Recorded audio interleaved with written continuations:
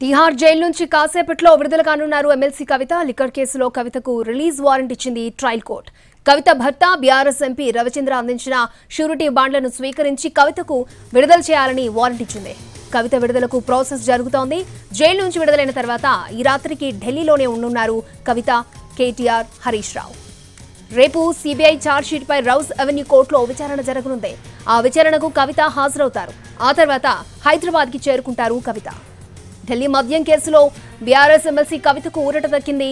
ED, CBI 2 కేసుల్లో కవితకు supreme court bail ని మంజూరు చేసింది. 5.5 నెలల తర్వాత కవిత బెయిల్ పై విడుదల కానున్నారు. కవిత బెయిల్ పిటిషన్ పై సుప్రీంకోర్టులో దాదాపు గంటన్నర పాటు వాదనలు జరిగాయి. జస్టిస్ బిఆర్ గవాయ్, జస్టిస్ విశ్వనాథుల ధర్మాసనం ఇరువైపులా వాదనలు వింది. కవిత తరపున ముకుల్ రోహిత్గి, ఈడీ, సిబిఐ తరపున additional solicitor general SV Raju వాదనలు వినిపించారు. బెయిల్ ఇవ్వాల్సిందేనని రోహిత్గి, ఇవ్వొద్దంటూ రాజు పోటాపోటీ వాదనలు వినిపించారు. ఇరువైపుల వాదనలు విన్న కోర్టు కవితకు బెయిల్ ని మంజూరు చేసింది. దీంతో 166 రోజుల తర్వాత ఆమెకు ఊరట దక్కింది.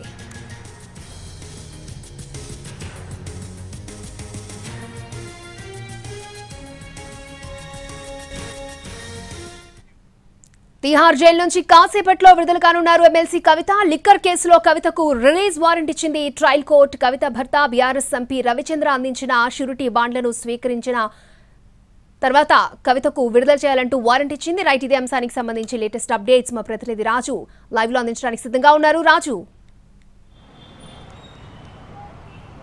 ఎస్ అక్షయ, మరికొద్ది సేపట్లో తిహార్ జైలు నుంచి ఎమ్మెల్సీ కవిత బెయిల్పై విడుదల కాబోతున్నారు. సో ఈరోజు సుప్రీంకోర్టు ఎమ్మెల్సీ కవితకు బెయిల్ మంజూరు చేసింది లిక్కర్ కేసులో.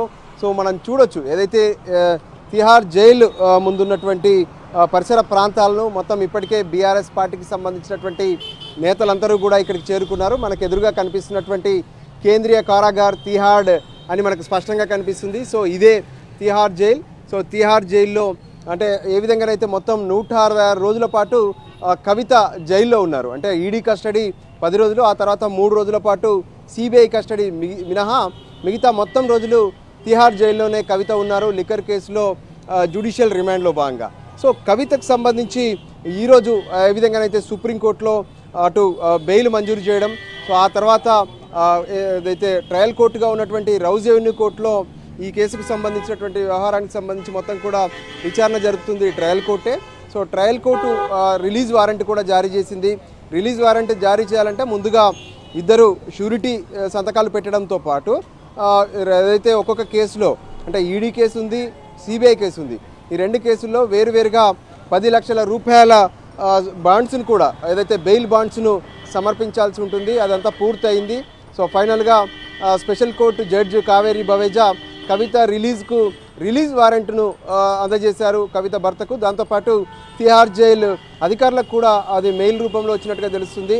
సో మరికొద్ది సేపట్లో కవితను విడుదల చేసే అవకాశం ఉంది. అయితే జైల్లో కూడా దాదాపు అంటే గంట నుంచి 2 గంటల పాటు కొంత ఈ విడుదలయ్యే ప్రాసెస్కు కొంత టైం పడుతుంది. జైలు మాన్యువల్ ప్రకారం ఎవరైతే లోపల నిందితులుగా కానీ ఖైదీలు కానీ ఉన్నటువంటి వాళ్ళను పూర్తిగా వైద్య పరీక్షలు నిర్వహించి వాళ్ళకు సంబంధించినటువంటి ఎప్పుడైతే జైల్లోకి వెళ్తున్నటువంటి క్రమంలో వాళ్ళ వస్తువులు కానీ ఏవైనా అటు జైలు అధికారులు హ్యాండ్ ఓవర్ చేసుకొని ఉంటే వాటన్నిటిని కూడా వాళ్ళకు తిరిగిస్తారు.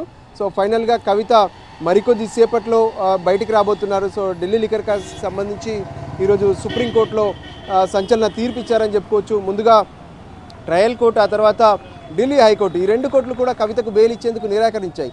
పైగా ఢిల్లీ హైకోర్టు అయితే ఏకంగా కవితను సామాన్య మహిళగా చూడలేము, ఎందుకంటే తను చదువుకున్నారు, ఎంపీగా పనిచేశారు, ఎమ్మెల్సీగా కూడా ఉన్నారని చెప్పి స్పష్టం చేసినటువంటి పరిస్థితి ఉంది. సో ఆ విషయాలన్నింటినీ కూడా తప్పుపట్టింది సుప్రీంకోర్టు. ఫైనల్గా ఢిల్లీ హైకోర్టు ఇచ్చినటువంటి ఆర్డర్ను పూర్తిగా కూడా తిరస్కరిస్తూ ఫైనల్గా సుప్రీంకోర్టు బెయిల్ మంజూరు చేసినటువంటి పరిస్థితి కనిపించింది. ఇప్పటికే అంటే మాజీ మంత్రిగా ఉన్నటువంటి కేటీఆర్, దాంతోపాటు హరీష్ రావు, మిగతా బీఆర్ఎస్ నేతలందరూ కూడా తిహార్ జైలుకు చేరుకుంటున్నారు. సో లోపల ఏదైతే తిహార్ జైల్ మాన్యువల్ ప్రకారం విడుదలకు కావాల్సినటువంటి ప్రాసెస్ ఏదైతే ఉందో అది జరుగుతుంది. అనంతరం కవిత 7 గంటల తర్వాత ఏ క్షణాన్నైనా బయటికి వస్తారు. బయటికి వచ్చే ముందు తను బయటికి రాగానే మొదట అందరితో కూడా అంటే మీడియాతో కూడా మాట్లాడే అవకాశం కనిపిస్తుంది. సో కొంత ఉత్కంఠగానే ఎదురు చూస్తారు ఈరోజు సుప్రీంకోర్టులో ఏం జరుగుతుంది, నిజంగా కవితకు బెయిల్ వస్తుందా లేదా అనే ఒక టెన్షన్ అయితే అందరిలో కనిపించింది. ఫైనల్గా సుప్రీంకోర్టు తీర్పుతో ఇప్పుడు బీఆర్ఎస్ నేతలంతా కూడా ఊరట లభించినటువంటి పరిస్థితి అయితే స్పష్టంగా కనిపిస్తుంది. అక్షయ. రాజు, సుప్రీంకోర్టులో ఇరుపక్షాల వాదనలు ఏ విధంగా జరిగాయంటారు? కోర్టు ఎటువంటి ఆంక్షలు ఏమైనా పెట్టిందా కవితకి? ఎస్, కవితను ఏ విధంగానైతే లిక్కర్ కేసుకు సంబంధించినటువంటి వ్యవహారంలో ఈడీ, సిబిఐలు ఈ రెండు దర్యాప్తు సంస్థలు కేసు నమోదు చేశాయి. మొదట కవితను ఈడీ అంటే ఎన్ఫోర్స్మెంట్ డైరెక్టరేట్ పిఎంఎల్ఏ చట్టం కింద మార్చి 15వ తేదీన హైదరాబాద్లో అరెస్ట్ చేసి ఢిల్లీకి తీసుకొచ్చారు. సో ఇక ఆ తర్వాత మళ్ళీ రేపు కవిత ఢిల్లీకి వెళ్తుందని చెప్పుకోవచ్చు. సో మొత్తానికి ఇప్పుడున్నటువంటి క్రమంలో ఓవరాల్గా కూడా ఇప్పటి వరకు జరుగుతున్నటువంటి పరిస్థితులు కావచ్చు, వీటన్నిటి నేపథ్యంలో అటు అంటే అందులో జరిగినటువంటి వాదనలు కనుక మనం పూర్తిగా పరిశీలిస్తే ప్రత్యేకంగా అంటే కవిత ఫోన్లను మొత్తం కూడా ఫోన్లలో ఉన్నటువంటి డాటాను, సాక్ష్యాలను మాయం చేశారని చెప్పి ఈడీ తరపున కావచ్చు, సిబిఐ తరపున అటు దర్యాప్తు సంస్థల తరపున వాదనలు వినిపించినటువంటి ఎస్పీ రాజు స్పష్టం చేశారు. కానీ తమ ఫోన్లు వాడిన తర్వాత వేరే వాళ్ళకి ఇవ్వడం కామన్, అంతేకాదు వేరే వాళ్ళకి ఇచ్చేటప్పుడు వాటిని ఫార్మాట్ చేసి ఇవ్వడం అనేది ఖచ్చితంగా ఫాలో అవుతుంటారు.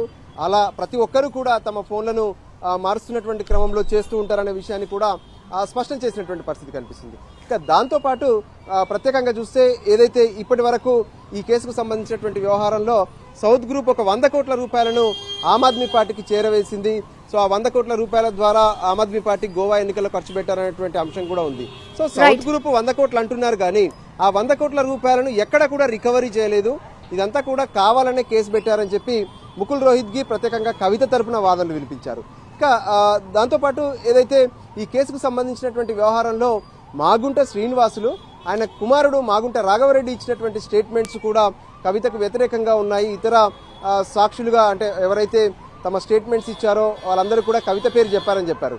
కానీ అతను కూడా కేసులో ఉన్నప్పుడు అతన్ని సాక్షిగా ఎలా తీసుకున్నారు, అతన్ని నిందితుడిగా ఎందుకు చేర్చలేదు, అతన్ని ఎందుకు అరెస్ట్ చేయలేదనే విషయంపైన కూడా కోర్టు ప్రశ్నించడం జరిగింది.